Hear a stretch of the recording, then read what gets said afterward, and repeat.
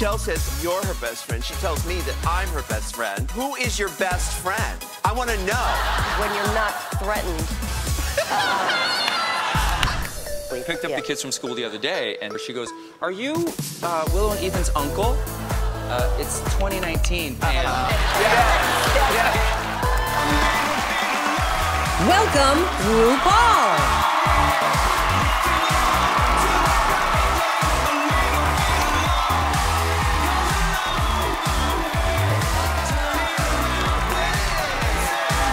Welcome to the show, my goodness. From New York to LA, Houston to Minneapolis, everybody say love. Everybody say love. That is right. We are working our way through a 3-week summer test run. And child, we are loving every minute of what it. Yes, we are. Now, I saw y'all walking this runway, and I gotta say, you are so beautiful. I'm gonna pick my slay of the day, and y'all ain't ready for this one. Okay? Y'all can tell. Sit down. My slay of the day is right there, that 14-year-old kid right there. Come on down here. Come on down here. Come on. Watch your step now. Now, what is your name and where are you from? My name is Jesus Reyes, and I am from Pico Rivera, California. Wait a minute. Wait a minute. You're from Pico who? Pico Rivera. Pico Rivera. I think I went to high school with him. Pico Rivera. And what lovely people brought you here today? My mom's friend. Your mother's friend, and? And her husband. Her husband? Yeah, and her mom and her husband's friend. And so you brought the whole family. All right, are you ready to slay the runway one more time? Yes. Wait a minute. Because you really did. Where did you learn how to work the runway? From myself, but watching your show. You did? Aw, that's lovely. All right, you go to the top of the stage there, and when I tell you to go, you go, okay? You ready? Now, hit it. Work it.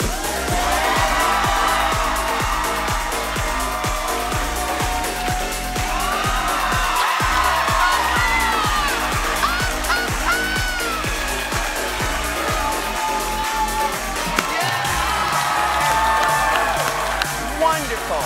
Well, look who's here. My sisters are here. Renee and Rozzy, my cousin Welby and ML. It's like a family reunion. Oh my God, it's like and Michelle's husband is up in here. He is. Hey, husband. David Case. And of course, Ross is here and Michelle. My goodness. It's like, wait a minute. Is this an intervention? I just want to make sure, you know.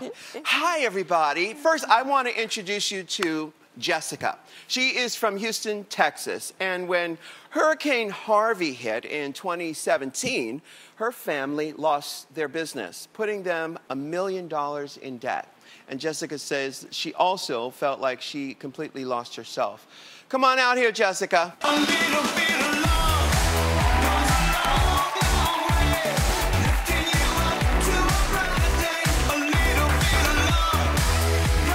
Oh, that's just awful. Now, describe yourself before the hurricane. I'm always outgoing. I'm very confident, always a giver, and I don't know, I love to be bold, I love to be outgoing. Like, this set is amazing. Yes, yeah. I mean, like, this is Jessica. This is, like, I love forward and amazing and just out there. And the hurricane kind of killed your spirit. The hurricane killed everybody's spirit. I'm so sorry. Well, baby, listen, we're going to help you get some of that spirit back, okay? All right? Now, what do you see when you look in the mirror now? I feel like our home didn't flood. There's 2 types of people in Houston right now. If your home flooded, that was like, oh my gosh, you flooded, but no one talked about the other demographic of the people who lost everything business-wise. Yeah.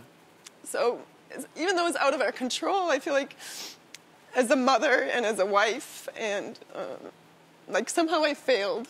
Like, we lost everything out of our control, but like somehow I did it wrong. Something wasn't right.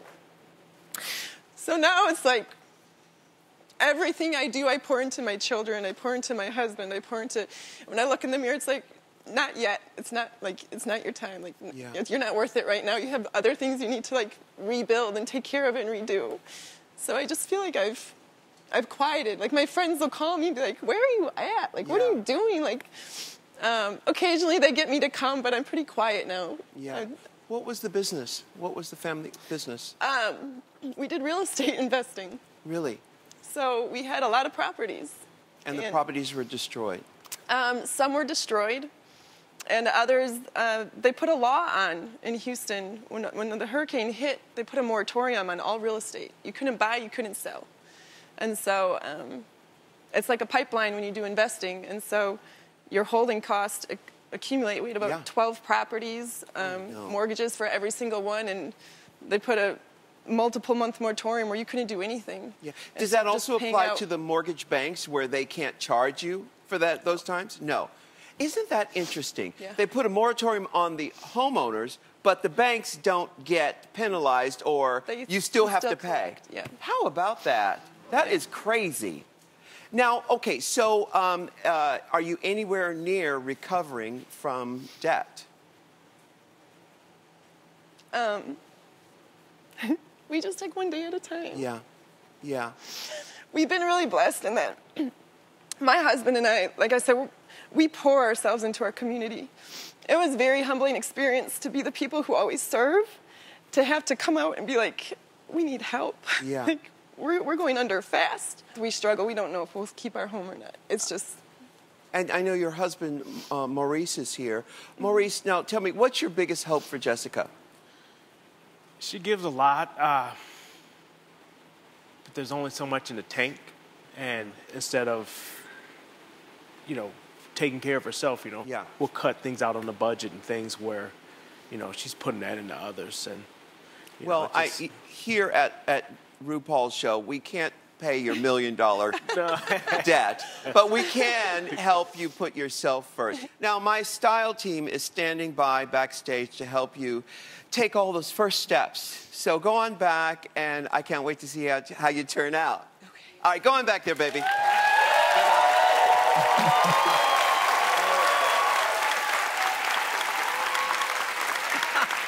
All right, Michelle, come on up here, because my next guest...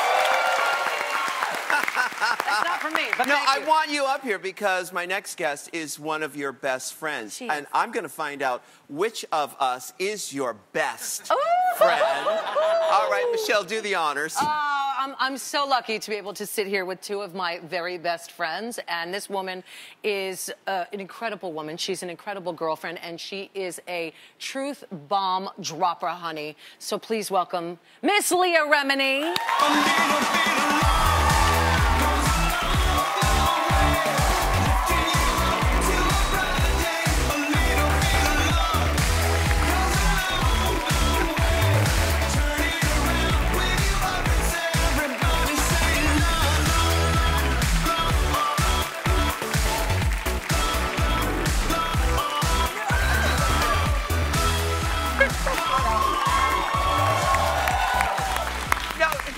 I was going to walk the runway, right? Right. But then when I was walking to the stage, I was like, oh my God, my skirt's too tight. Yeah, yeah. I knew you wouldn't So walk that. So I can't. Yeah. I'm hearing excuses. Really? You could have walked that. You take little steps. Yeah. Remember Yes, little steps? take You your jog. time. I don't know little. That would have been weird for me to take an hour. No, look how sexy that is.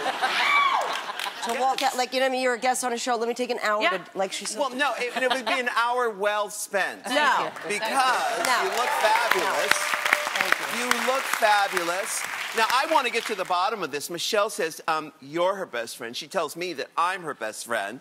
Michelle, what is it? Who is your best friend?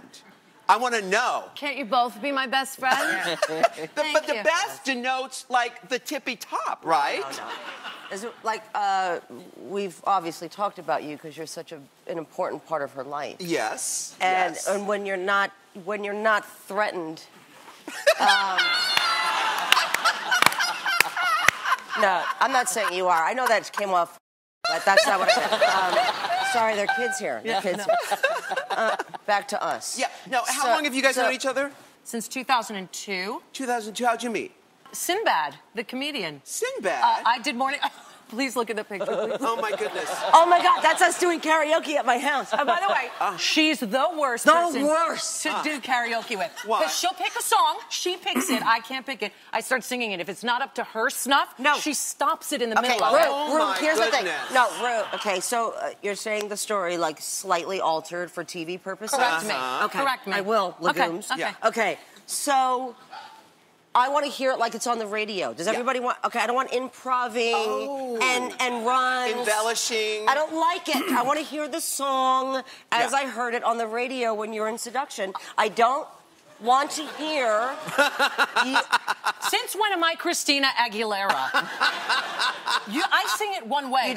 But you do a little bit, like sometimes you like do, and I'm like, it's karaoke. Just sing it the way. I'm 50 now. I was 19 when I did that record. Still, you want the best voice still. The best voice still. Okay, and so I want her to sing it like she sings it. Okay. I love that. We'll get to the bottom of this. We're going to go to a break real quick. Okay. And maybe we'll bring the karaoke machine girl. out. You should. All right. You should. We'll be right back after this. Okay. That was against the law. Yeah. That was rape. The tears that happened to these people, they're being acknowledged. Yeah. You excited to see how she turned out? I am.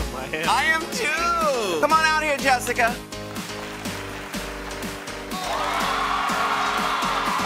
I'm getting angrier and angrier.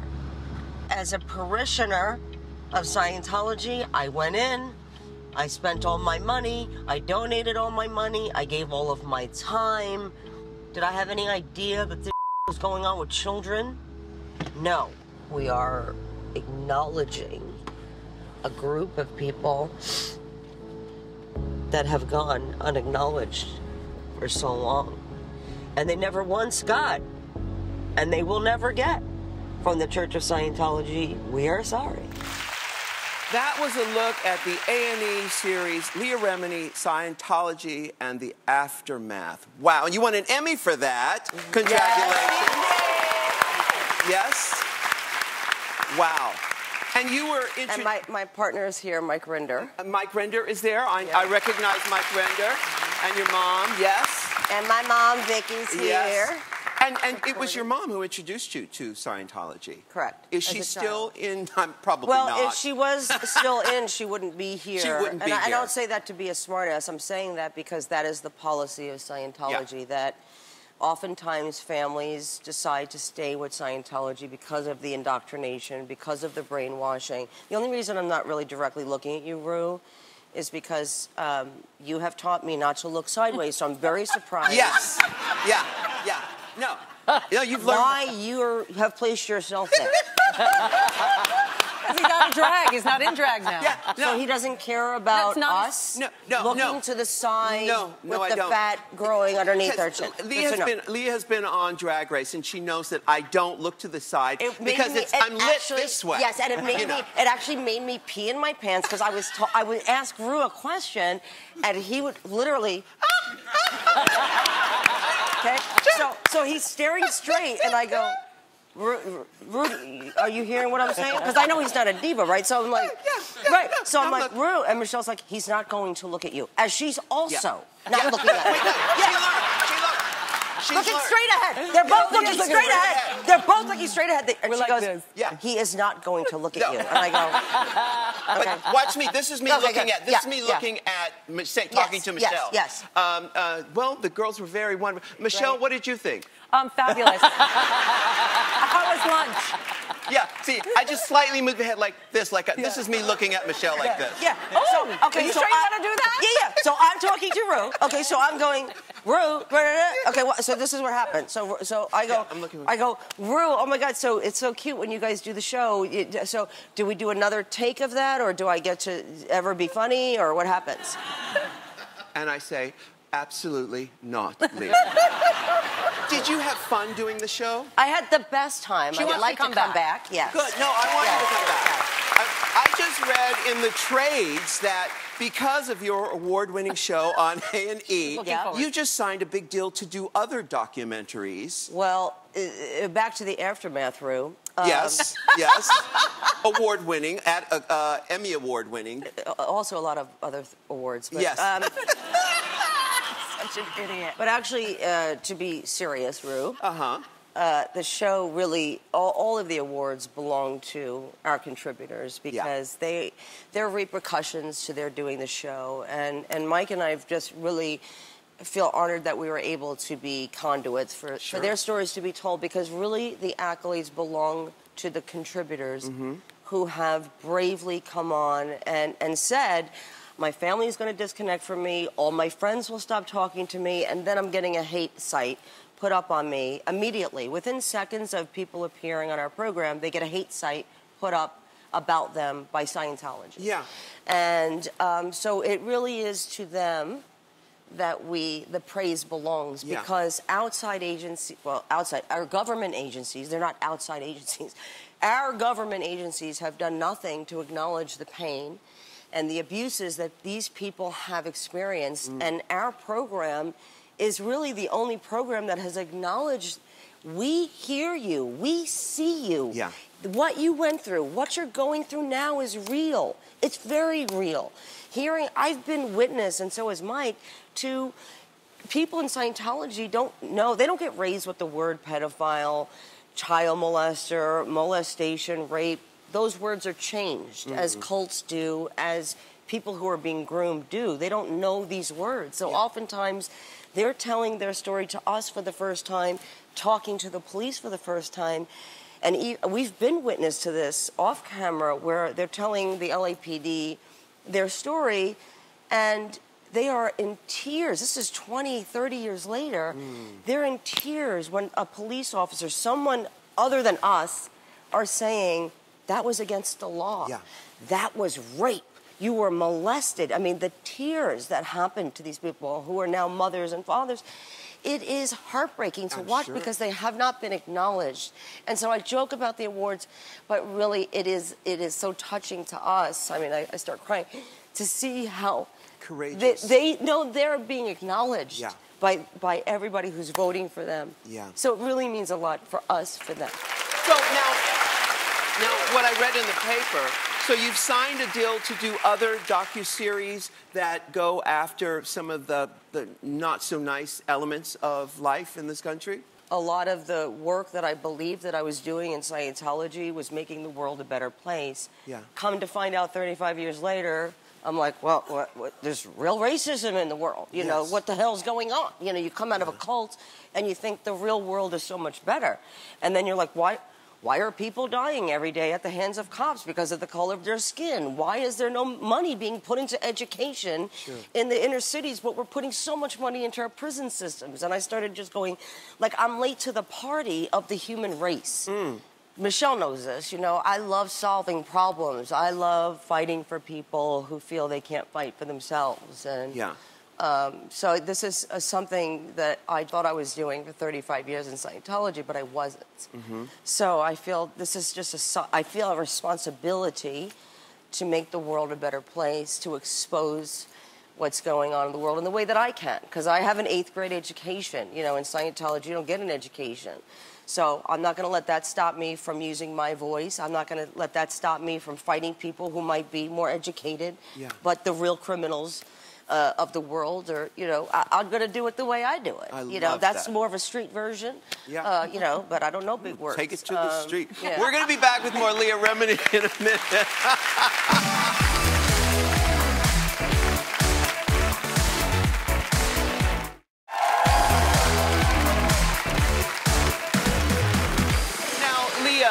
Scientology has denied your claims. They always have a lot to say. That, you know, I'm an apostate, I'm a liar, I'm in it for them. Apostate? Isn't that illegal in this state? I'm in it for the money.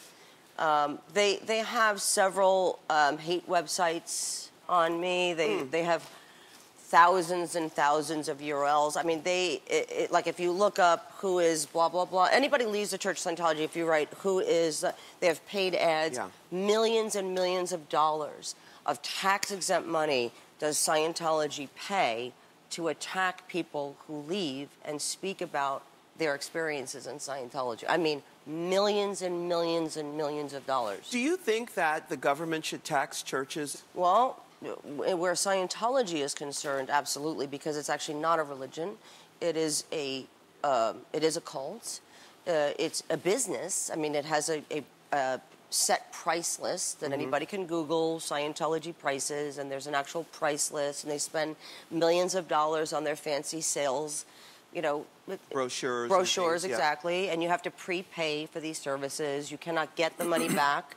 So you have to pay in advance hundreds of thousands of dollars to do your service in Scientology. So I don't know, when people make that connection, when they say, well, it's like any other religion, it absolutely isn't. For the reason that it's run as a business, it has thousands and thousands of policies on how to extract money and coerce money out of its parishioners. And it is a business. It's run like a business from Thursday before 2 to the next Thursday before 2. So they actually run it as a business. And they can make all the money they want. Like I said, they can believe in whatever they want, not attacking their religious beliefs. But they should certainly be paying taxes because it's not a religion. What's so impressive about you is that you have you've persevered, and that you still have your family life, you still have your career. Blessed. You're very, very blessed. Yes. So how long have you been married? Wow, like 20. How long have I been married, Mon? Do you know? How long have I been married? It ain't 20-something years. It because isn't? I'm going to be 22, so you're still in the teens. You're 19. still in the teens of... She's still in the teens. Yeah. Probably 19. Yeah, like that. And you have children, you have your husband, and There he is. everything is... There he is. Oh, look how look gorgeous. at that. How'd you meet? Well, I know we were married before that one came. Yeah. The child. Allegedly. Yeah. allegedly, How many yeah. children do you have? I have one, and he has 3 beautiful sons, my stepsons. How did you meet your husband? Sons. I met him in a club. Up in the club? You know... Were you all up in the club? Bro, I did and by the way, we just told this story to our daughter, and I was like, this is like the most horrendous. Like, you always imagine, like, Daddy and I met, and it was beautiful. Like, you know, I saw him across. I was like, damn. What time do you get off? It was like everything wrong. You know what I mean? Like, everything that you should not do as a girl is ask a guy when he gets off work, hit it, you know, real quick. And it was a lot of that. Yes. Here in Los Angeles? Here in Los Angeles, he was singing in a salsa. Another thing, I was like a groupie. You know, it was like just really bad. Wow. Like, all bad looks. But it's a beautiful love story because we did go through, we did have a hard time in the beginning. We didn't meet under the best circumstances.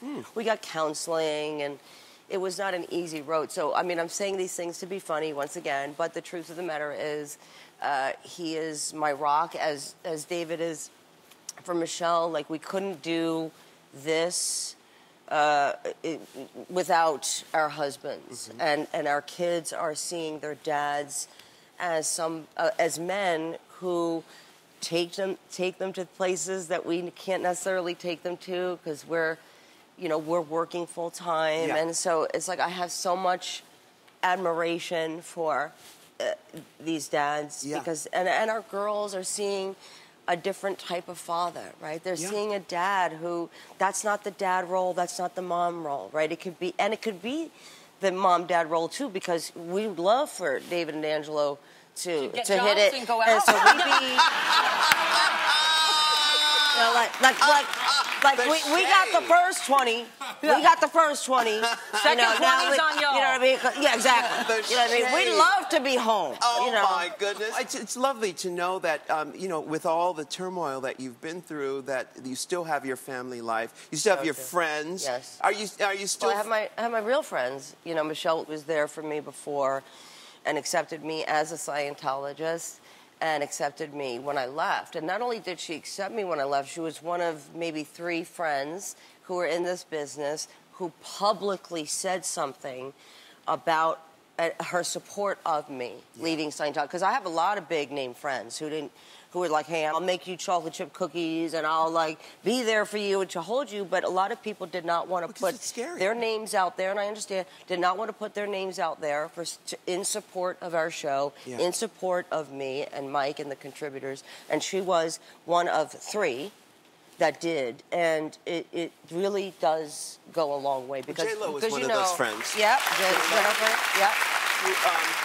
you know, you have to have your tribe. You have to have your tribe to back you up. And I know J-Lo, and how did you meet J-Lo? I met Jennifer because I was friends with Mark Anthony. Like friends with Mark, right? Yeah. And so I met Mark. What does that mean, friends? Like friends. I wasn't like, not you know, Hollywood friend. Because I didn't even really know salsa. You know, I don't speak Spanish. You know what I mean? So I wasn't like. You're just a groupie for salsa No, singers. I was not. Yeah. Just for Angelo, because I didn't know what the hell he was saying either. I didn't really care. You know what I mean? First of all, I thought Angelo was Italian because of his name, so I didn't know. I was like, maybe he just sings Spanish. I don't know. He does look Italian. Yeah. He does look Italian. And the name Angelo, I was like, he's totally Italian. I love that. All right, Leah's going to stick around. We'll be right back after this. I was nervous to meet her because she's freaking Gaga. Yeah. The first day I get to set, I was like, so what do I call you? Lady? She said, okay.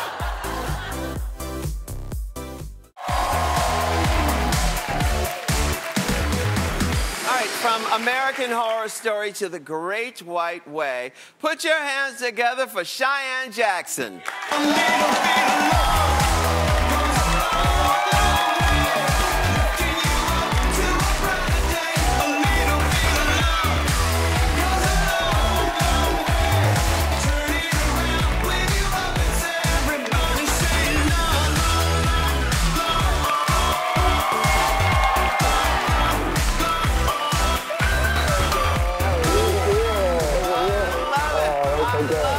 Oh my goodness.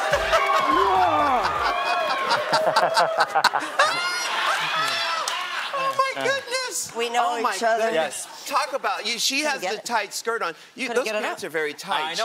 I was gonna. I saw her thing and I thought, well, I have to make a bit. Yes. Yes.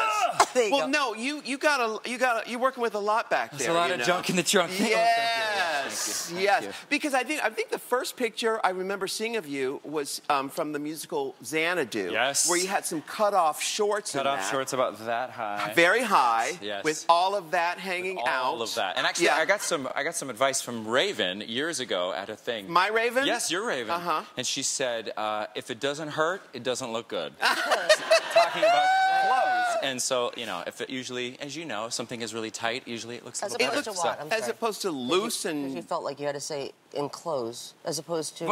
Yeah. Yeah, like he specified. Sorry, I shouldn't... Yeah, no, you're fine. You're fine. Let me do this interview. You guys should be chiming in on this. You're doing it for all of us. I'm sure you're getting paid, the both of you. You're doing it for all of us. You're doing it Focus. Over there. Okay. Now, was Xanadu your first Broadway show? No, it was my sixth, I think. Your sixth? Yes. Broadway show? Yeah. Well, but it was your first starring role. It was my second starring role. I played Elvis on Broadway before that. What was the show? Thank you. It's called All Shook Up. All Shook Up. I remember that show. But Xanadu was kind of my moment. Everybody in their career has a moment where they're like, oh, this is the thing. And so that was definitely, I was aware that it was happening right then. Right. Where are you from? Idaho. What do you call me? I know. Northern Idaho, a teeny little town in northern Idaho. Population 1,200. It's called Old Town, Idaho. We grew up kind of off the grid. We had no running water. We had an outhouse. We had no indoor plumbing. Wait, now you're going to have to call Child Protective Services. I know. But actually, it was a really beautiful, bucolic way to grow up because my parents, it was almost like a little religious commune kind of thing. Oh, watch out next to this one. That just sounds beautiful.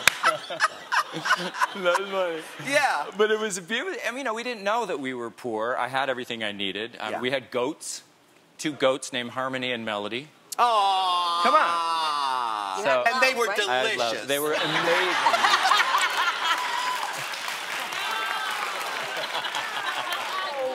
That was not funny. That was not funny. We don't eat goat. That was not funny.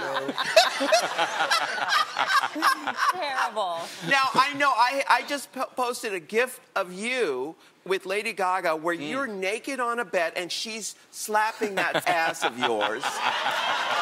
Yes, it happened. What was that about? I mean, you were naked on this bed with Lady Gaga. Yeah. Is that like lots and lots of takes? That was a lot of takes. That was my first. I've done 4 seasons of American Horror Story, and that was my first season. Yeah. Thank you. Yeah. And yeah, they said that I was going to be married to Lady Gaga, and I was going to be a designer, and we were going to have all kinds of intimate scenes. I'd never done anything like that. I was nervous to meet her because she's freaking Gaga. Yeah. The first day I get to set, I was like, so what do I call you? Lady? And she said, Stephanie. Yeah, really? Turns out that's her name. Okay.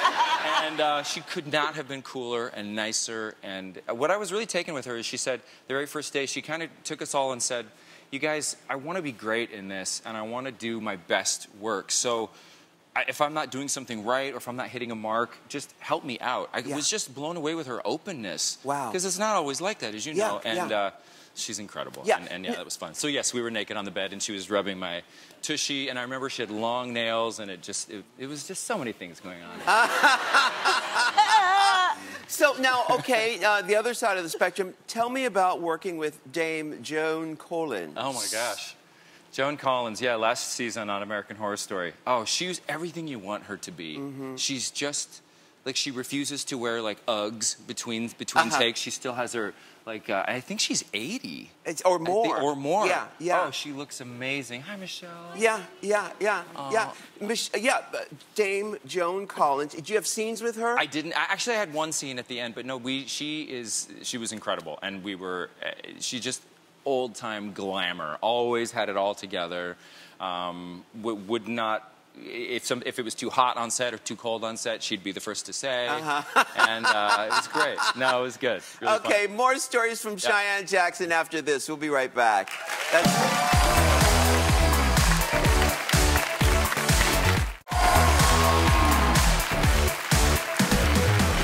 We're back with Cheyenne Jackson. Now, they tell me you got a new movie called Descendants coming out. It's a Disney movie? Yeah, it's a Disney franchise that if you have kids that are 12 and under, you know what it is. Because you've got kids that are 12 and under. Yes, I have 2.5-year-old twins. And yeah, it's this big, giant... So cute. Yeah. I mean, I think they're the cutest. And you play a bad guy in this. I'm Hades. I am Lord of the Underworld. And, yeah, just light, you know. Yeah, light fare. Now, this is going to be the first thing that the kids, they understand now that I'm an actor, and so they came to set, and I had the crazy blue hair. They call me Daddy Blue Hair. And I saw the kids at DragCon last week. They had the best time at DragCon. Yeah.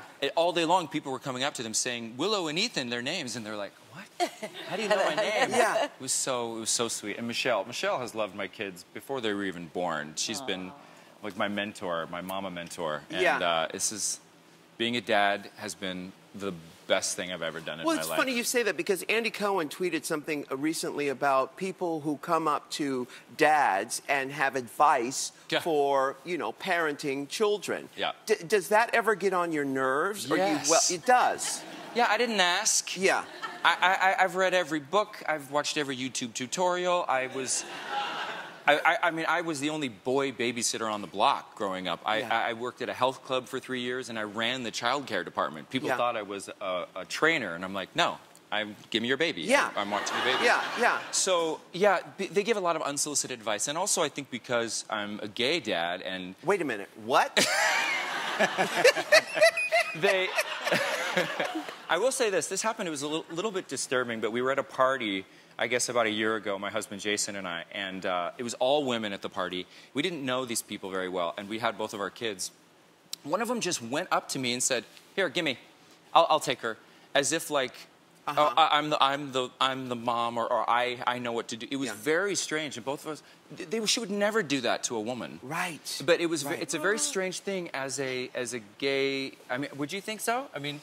If you didn't know her, if you didn't know them, no, I just think that, because I experienced that too as a new mom. I mean, I think that we always think that you need to, there's something you don't know because there's a lot that I didn't know and Angelo didn't know having 3 kids. I could be a little sensitive to it. No, but I don't think you're wrong about people assuming because it's 2 guys that you're not, but you're certainly going to be calling me and Addie and Michelle when your daughter gets her period. I can tell you that. For sure. Yes. We're hoping it happens when she's at camp. But I don't disagree with them that probably insensitive females do believe that their missing something. Well, right? I believe picked up yeah. the kids from school the other day, and one of the moms said, I had never met her before. She goes, "Are you Willow and Ethan's uncle?" I said, "What?" What do you, well, because I see another man dropping them off all the time, and I was like, "It's 2019, Pam." Yeah, right? Yeah, exactly. Now, I know that you are 6 years sober. Yes. Now, having been sober for so long, yes, thank you. Thank you. Yeah. Having been sober for so long, what emerged out of sobriety and your personality that you weren't prepared for? Wow, it's a good question. I have major anxiety in situations like this, to be perfectly honest. So a lot of my drinking was to be comfortable in social settings. And as an actor, you're always asked to go to parties, go to things, and it was my nightmare. So I would immediately go to the bar, have a shot of something, have a second shot, pretending it was for my friend, and really it's just for me. And just so I could just be in the world. And what I found, especially in the last couple of years in particular, is that I can do it. I'm okay. For a long time, I thought, you're never going to be able to walk into a big party or on a talk show or something and not have to have a little something backstage. But it's just, that's not the case anymore. No, it's true. I've been sober almost 20 years, and what's interesting about it is that what happens is I didn't know, I didn't have tools to process my feelings. Who taught you how to process those feelings? Well, actually, my friend Sia, and I'm not speaking out of turn, she's open about being sober, but Sia, the singer, she was the one that took me to my first AA meeting. Really? Yeah. And I watched her life. They say in the program, it's attraction, not promotion. So you see somebody who has something that you want or that you like. And I knew Sia before she got sober, and I watched her life explode in so many amazing ways. And her art and her as a person, she just blossomed. And I thought, I want some of that. Yeah. So we were friends. She took me to my first meeting. And then it all started happening. And I just learned to really start to get in touch with my emotions, allow myself to be vulnerable. I just thought I had to be a certain way, look a certain way. I would never sit like this before. I would always just be, think I had to be a certain thing. And then I thought, no, I'm a 6'4" gay kid from Idaho named Cheyenne. So, All right. You can catch Cheyenne in Descendants 3 on the Disney Channel on August 2nd. We'll be right back.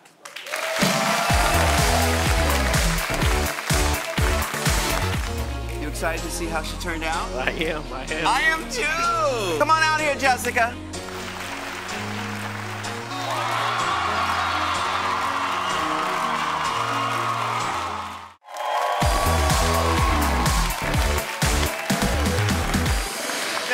Today we met Jessica, who lost her family business and ultimately herself in Houston's devastating 2017 hurricane. Maurice here is Jessica's husband. You excited to see how she turned out? I am. I am too. Let me show you a picture of Jessica before. Okay, there she is. She's a beautiful woman. Now, let's see Jessica now. Come on out here, Jessica. A little bit of love.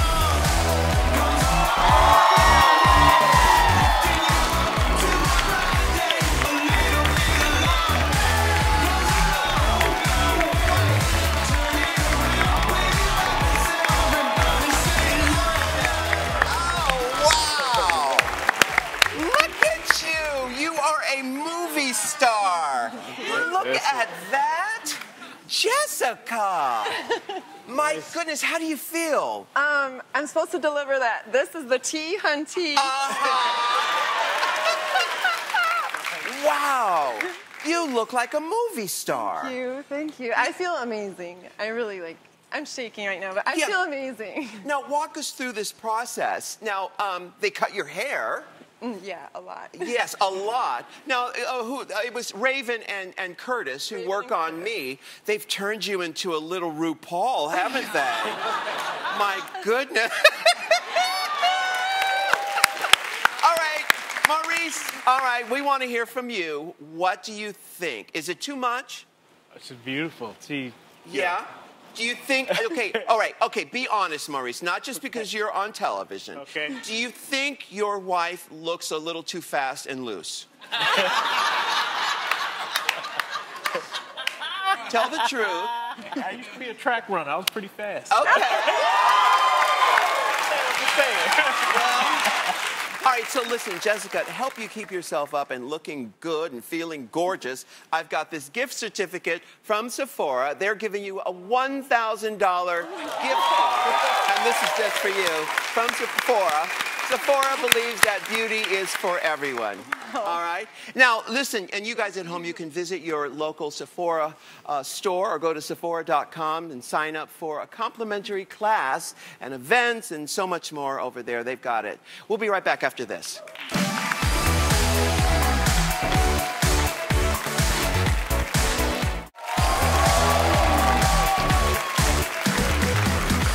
Today's at-home slay of the day is Emily, who watches us on Fox 2 in San Francisco. Her greatest joy is walking her dogs and walking down the runway.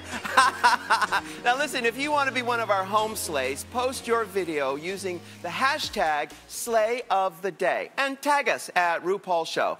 Thanks to all my guests, and thank you at home for watching. Have a great day. See you next time. Bye.